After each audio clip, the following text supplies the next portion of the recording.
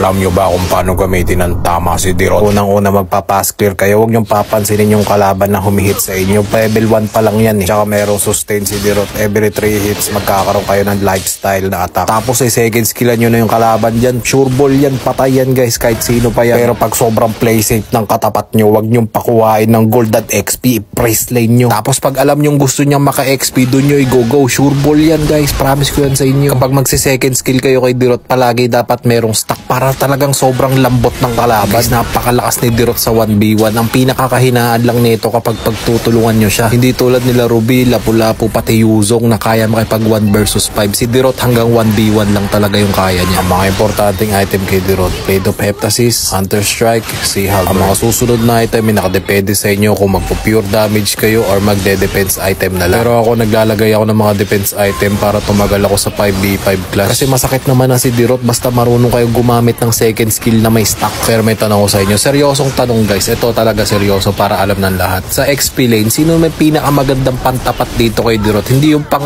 custom game yung pang RG talaga. Sino yung pantapat nyo kay Dirot? Pag may Dirot na kalaban, anong hero gagamitin nyo?